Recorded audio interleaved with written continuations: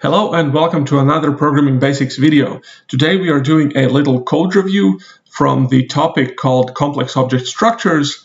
So we're pretty much working with one object class. So in the main method we are just creating some of these student objects, calling methods to those objects, creating an array of these students, and looping through that array twice to just call some methods for each of the object repeatedly. In the student class, nothing too fancy, simple data type, 4 fields, one of which is static and also private, 3 private dynamic collections, 2 constructors passing different sets of parameters, a couple getter and setter methods, so getAge, setAge, getGrade, setGrade, getTalent, setTalent, also a calculation method, printing method, a boolean one, some sort of checkTalent method, and another getter and setter method. So nothing too fancy. Let's just quickly go through it and see what we could improve and to make this code a little bit better and maybe easier to read. First of all, it's fine to use this private static int id count in this situation, but in Java it's better to, when you have multiple words in the variable name, it's better to name every second word starting with a capital letter. So id count with the count starting with a capital letter. In this case, as the first word is not too long, it would also be fine with starting with like this, but I would prefer this idea. And if we want to create a variable name, you can see that if I change it here, we have to change it in multiple places inside the code. So to prevent going through all the code and maybe missing something, we could go in Eclipse, right-click, refactor, rename, and then in here we can rename the variable, press enter, and then it changes throughout the whole code. It's the same thing we can do, for example, with a class. Also, it would change the references in other files as well, so it's very convenient to do it in this way. Also, it's fine to have a list of simple data type variables, fields on the top, and then the list on the bottom. And also a space in between is completely fine, but to have spaces in between each of these lists is sort of unnecessary. So we can do it like this. Also, we can see that this list is started with a capital letter, absolutely unnecessary. In Java, we start most variables with lowercase letters and classes and object types with capital letters. So in here, we can also rename this to start with a lowercase letter. And so in here we'll just fix it later if there's an issue. So here we go. So this sort of is fine. We have to dig deeper into the logic to see what these collections do, and we'll do that later. In here we see 2 constructors. We can go right away into the main method where these constructors are being used. And here we can see that only one of these constructors, when only a string is passed, is used. So in reality, the second constructor is unnecessary, it's just obsolete if it's not used. However, as the task asks for 2 separate constructors to be used, then we can leave the second one.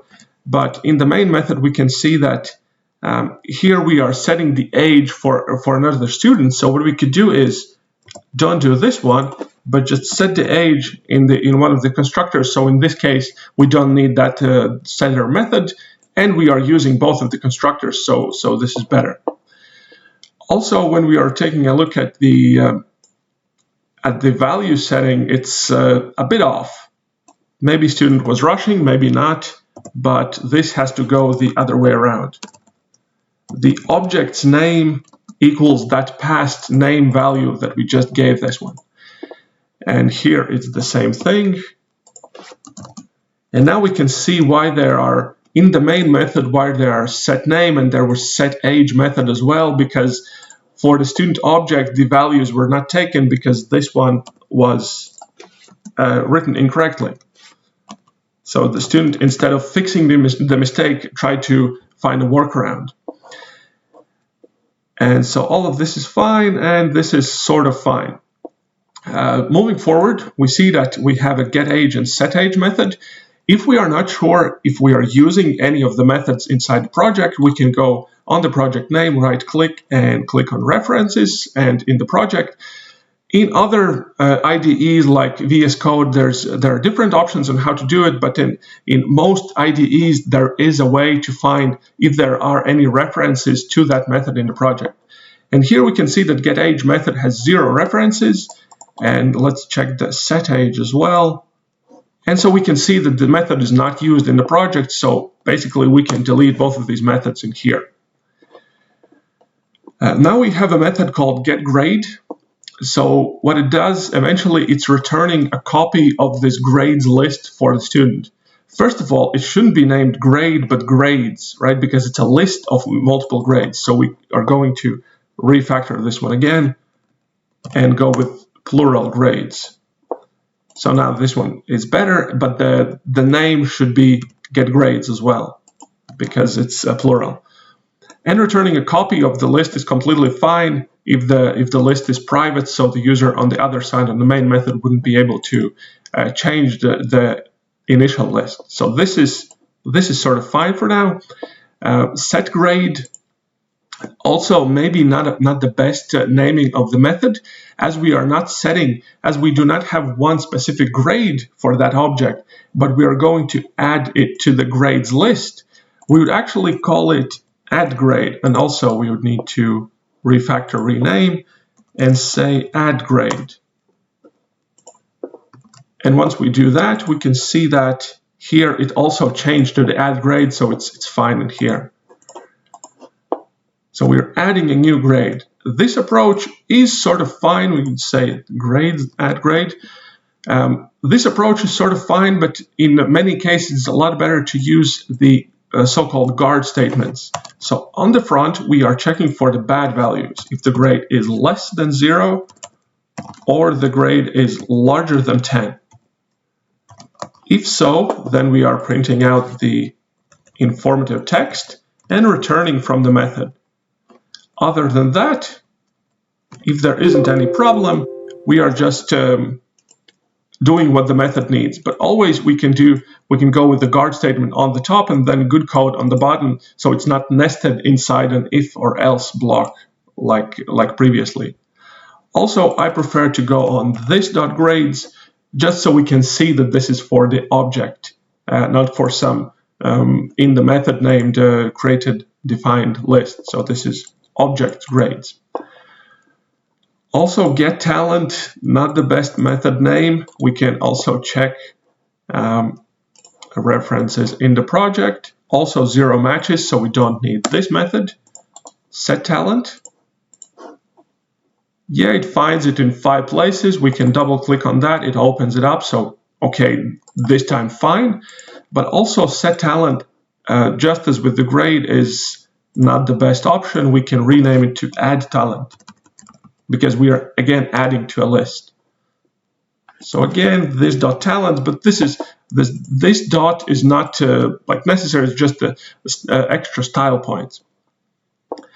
Get average grade, good check. If the list of grades is empty, we can also go not just size is 0, but is empty. It's a bit shorter, but it sort of does the same thing. So we return 0. If we don't do this one, the division would go with the division would go against 0, so we would get an exception and this method would break. Another way, completely fine method, nothing too bad. Let's move on to the print method. Also, we have an empty line. Always when there's some randomly empty lines, we don't need them. Between methods, yes, it's fine to have empty lines, but inside method, like on the bottom, totally unnecessary. So we just take it out. In here, we are doing a comparison, a boolean comparison. Always when you're checking it for a variable or a value to be true, you don't need to check it against true, because the boolean value itself is like a condition. It's either going to be true or false. So we can leave it just as that. Also, check gifted. It's going to be further. Always when you have a boolean method, we can move forward and refactor and rename it to mostly either is or has or is gifted. So from the method name, you already know that it's going to be either a true or false, the return value. So in here, this is better, right? We know it's if he is gifted, not just check gifted, which don't know what it would mean. So this is a bit better. In here, so if the student is gifted, we are printing out some information. If he's not, we just also print out the information, but a little bit less. So in here, we can see that the top, actually, everything up to this point is the same for both of these if and else branches. So what we can do is create a text string on the top, and the thing that's mutual, the same for both sides, we can actually put in here. So this is going to be the default value. And if the student is gifted, we are going to add to the text value, we're going to add also this thing. And I guess we don't need this one. And we can add this one. So we need a new line in the middle. We can do it like that. And so here. And if he's not gifted, we're not going to do anything. But either way, we're going to print out the text at the end. So in this case, we are not repeating the same code, even if it's 1 or 2 lines, it's better to not repeat it, because if we want to change something in the printout text, we need to change it only once instead of changing it maybe twice or forgetting to change in the else branch, for example, so the printouts wouldn't be exactly the same style. Also, the print person method, as we can see, it's used in the for loop later on. This is not the best approach. If we want to print out an information about the object, then it's a lot better to use the default printing out the method. In different languages, these are different methods, but in Java, it's public string to string, and we are returning the string value that we want to use later on. So return the text. So in this case, if we have this method later on, we just simply can print out the object itself, and it by default will, let's remove that one, and by default it will call its own string to string method, and if it's not overridden, it's going to print out the default values, which doesn't have a lot of information there. But if we have overridden this method, then it's going to call this one, and it's a good practice to put it at the bottom of the class, so it's the last one.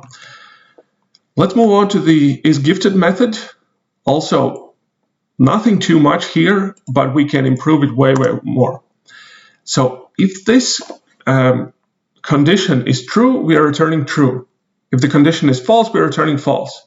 So which means the condition is the same as the value that we need to return. So in that case, we can simply return the condition. If it's true, we're going to return itself, which is going to be true. If it's false, we'll return false. Always, when you have the same idea, you can just simply return the condition, and you have a lot shorter code and shorter method, so it's a lot better. Here we have a next one is check talent method. We can also go back and see that it's used for different objects, and we're checking for the chess, which is the keyword, one of the talents. And in here we can see that we are looping through all the objects, all the classmates, and we are checking each object's talents in here. So actually there's a lot bigger flow in here, and we can see it by going back to the top. And here there is a list called classmates. The student was not the class student, but the person who created this code intended for this to be a list of all the students inside the code. So for that to work, we don't need it to be separately specific for each object, but we need for it to be static. So it's one list, one collection for all the student class. And here it's better to say student.classmates, so we know that it's static method, and student.classmates. So now we are going to have one collection for all the classmates. Previously, we had, for all the students, we had a list of classmates which held only itself inside the list, so it was a bad idea. Also, as we are not using this keyword, it means it doesn't matter that we are calling it, we don't need to call it for any specific object. So this approach is not needed if we just call it randomly, and we we use all the objects from the static field, so it's better to have student.classmates. And as we are not working with any particular object, like in this case, for example, also here we can change it to this. As we're not working with any specific object, this method can also be static and called for a class because we're not working with any particular object. And as for now we have everything correctly set up in here, we can also not use the for loop because there was a big fault in here, and we can actually go student check talent and the keyword.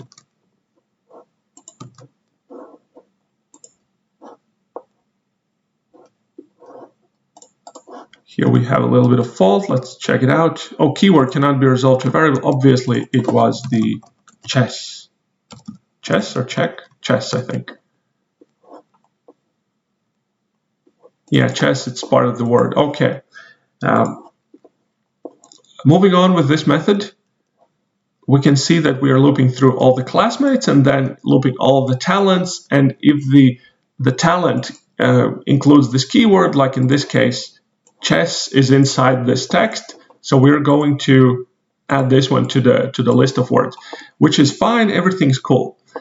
But in here we can see that we are creating a new sub list for the students that are found that have this talent, and then we're simply going through the same list and printing out information about it.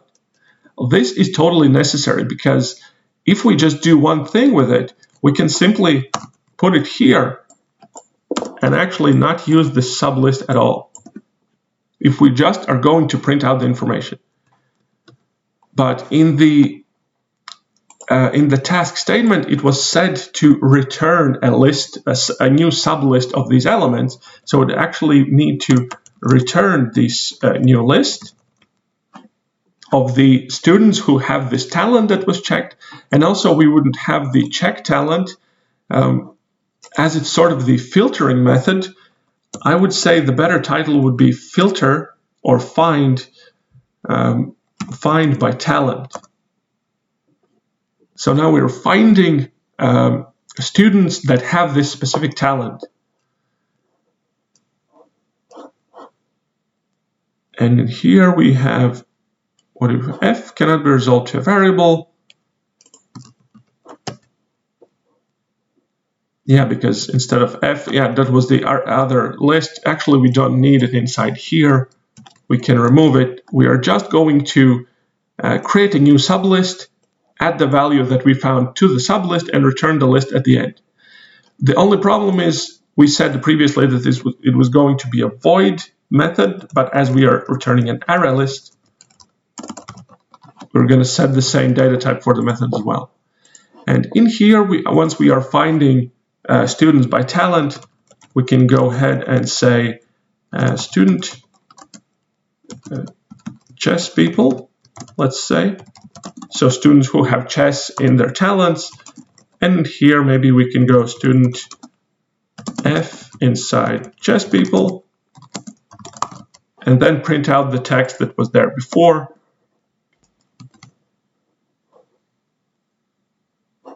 And we need to import the array list. And now things are fine. The problem is we don't have this keyword. So we can say string keyword equals chess. And then use the keyword in both places. Right, so now this looks a bit better. So we have the keyword to check by. Now we're filtering or finding students by that keyword. We have a sublist of not all of the students, but the ones who have chess in their talents. And then we are going through all of them and printing out information of this sublist. Okay, and now the method looks a lot cleaner. Everything is fine. Also, getName and setName methods. As previously, we had a problem with the student constructor, and this name wasn't set up properly.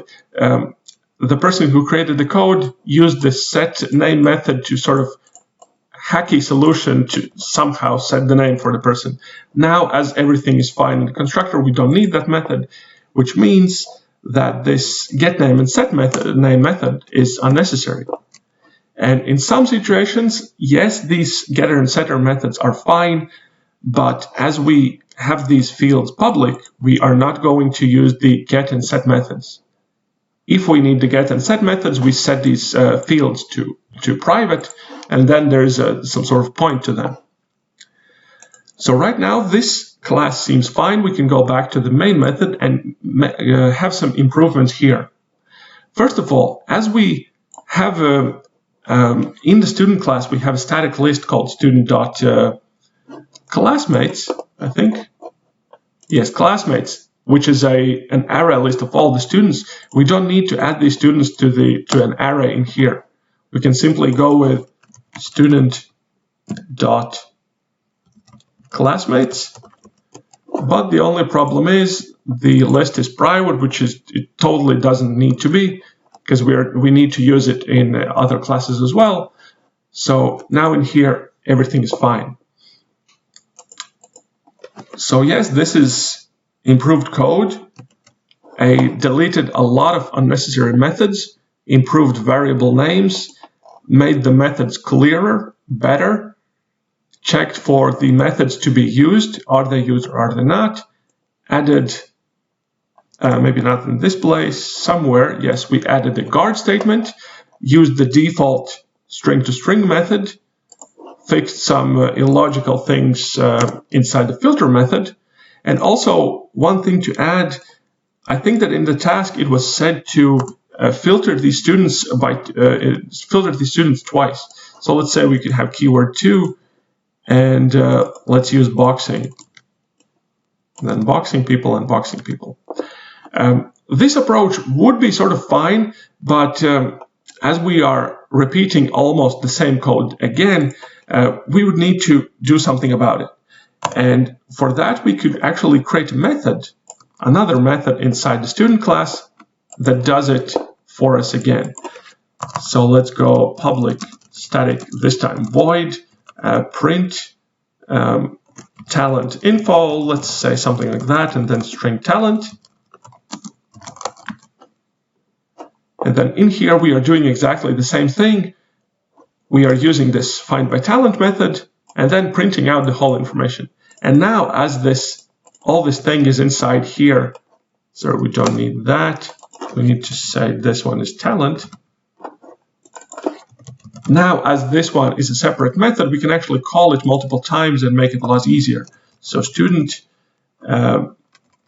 print talent info. This time it can be boxing, and this time it can be chess, or the other way around as it was at the beginning. So now the main method is even more clear. We don't need this array list. And yeah, this is a way better code, easier to understand, removed unnecessary code, spaces, and so on. Yeah, so these are sort of the ideas to look for when you try to improve your code. Thank you for watching and see you next time.